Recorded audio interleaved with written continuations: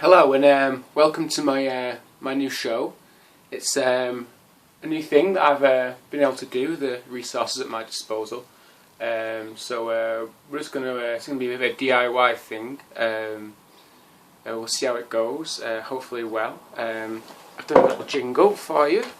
So like I said, Kenyon's room. there you go. So welcome to my show, Kenyon's Room. Today's voting day, and so today's the voting special. So I'm going to talk about that for a little bit. I still haven't voted yet. Leaving it a little bit late, I know. But what time is it? It's 17 minutes past 8. So I've got a good about hour and a half to get down to the polling station, polling station, and I don't know who to vote for yet. I kind of have trouble making decisions. I'm a bit indecisive. If you've been in a restaurant with me, you'd understand. I can't really make a decision, so it's kind of a tough thing for me.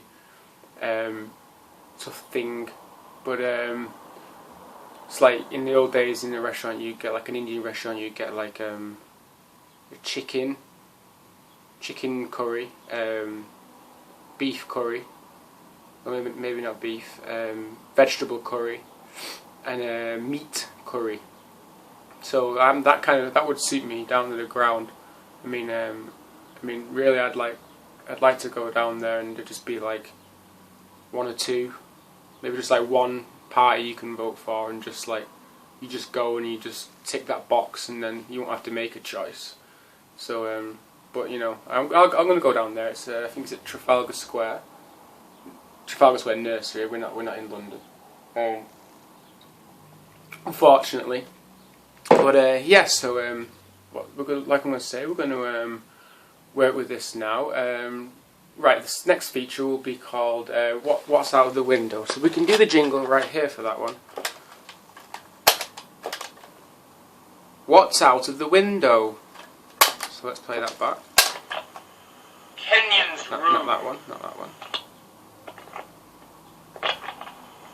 What's out of the window? So here we go. Let's go and have a look, shall we? Here we go, out the window here. You can see that's what we call Stockport Road. So it's quite busy. They've recently reduced that to a 20-mile zone, so they don't hurt anybody. Let's see, there's a nice. What is that? It's a white car there. What we got here? Oh, there we go. It's that's an old. Is that a lady? I can't really tell. She doesn't see me. She's probably come back from voting there. He's got his bag with his shopping in. Looking at his change there. Really, really good technique there. Holding it together really well. Bus not arrived yet. But hopefully he won't be waiting too long. I mean, if it's stagecoach, then they're not too bad. They're easily on time. But yeah, there. She is. Still looking at that change, hoping because they do tell you to have the right change when you get on, but that's really it's not something they enforce really. From my experiences, you just kind of most bus drivers will be. It's a matter of discretion with them. I think they'll generate. 1 second, someone's calling me. Yeah. 1 second.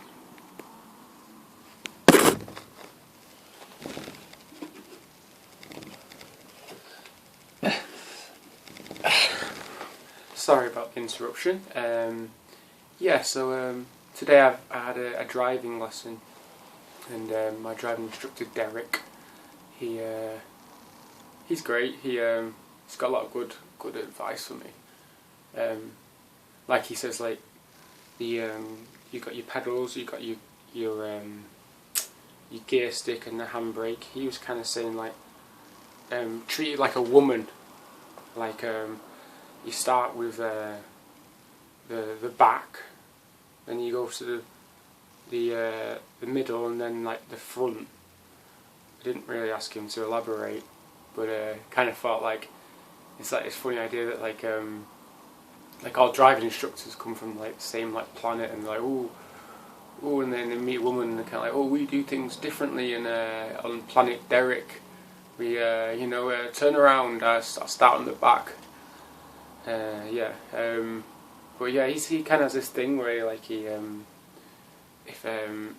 if we get into a situation, he'll go, oh, it was like real life, that wasn't it?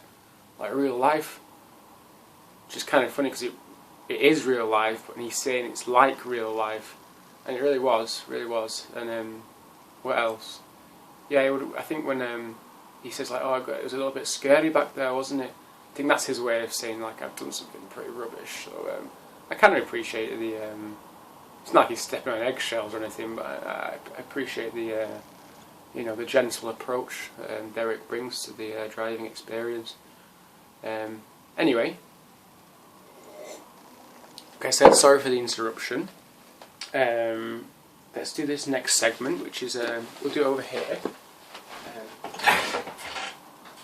This is called. This is the bit where I read from my journals. Actually, we should do the jingle, shouldn't we? The jingle. Oh, good God. The jingle.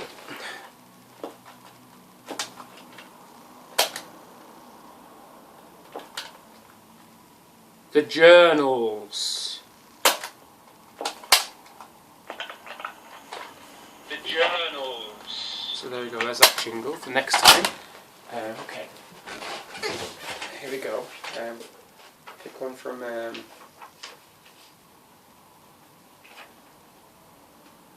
okay. September the 4th, 2008. What's that?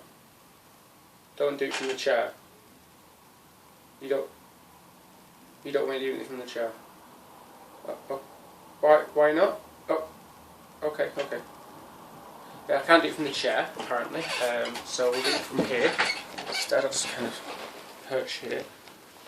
Okay. I'll only read a little bit. September the 4th, 2008. As uneventful as the days... As uneventful as days get, full stop, was dropped off by father. It's in inverted commas there, so... mused, bad handwriting, for a while about my relationships. I decided that that's G, I'm speaking in code there in case anyone finds it, was my preferred choice at this juncture in time. Had a pleasant chat with him on the telephone. He gave the impression that he was bored with my company. See his punctuation here. He gave the impression that he was bored with the company he was keeping, and expressed a desire to jam. Big fan of the inverted commas. I think it would be fine as long as I didn't attach such reverence to it, and I look like I've scribbled out importance and written reverence above that. So always editing. Always, if you're going to write, that's a little tip, always be constantly editing. Dad, so it's gone from father to dad, suggested Christmas in Krakow. And I've put a little brackets next to that SP question mark because I don't know whether I've spelt Krakow wrong. Christmas in Auschwitz? I don't think so. Okay. And it says here, opening parenthesis, G referred to me to N as a soulmate. So that's some strong bonds there. An odd choice of words, but nice all the same. Won't mind having G around more. Christmas in Auschwitz, ... They call that an ellipses in the trade. And then underneath that it just says here, smashing. You see that there? Smashing. So yeah, that's that segment.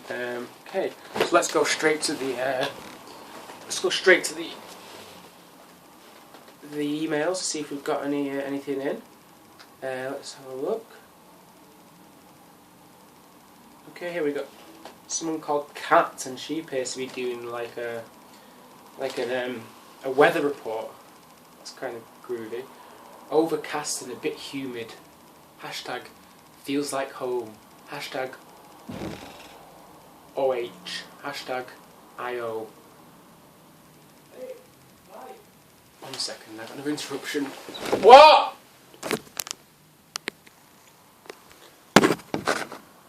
Oh dear. Running a madhouse here, so sorry about the second interruption. I'm going to go into the last segment of the show. It's basically going to be where I talk about moments in my past that have I found quite difficult, almost cringe-worthy. We'll call it stinking on the spot here. We'll call it difficult times. We'll do the jingle for that right now. So where were we? Okay. Difficult times. So see how that sounds. Difficult times. Okay, so I'm going to get down close to this one. Get my hood up, and then we'll talk closely about my difficult times.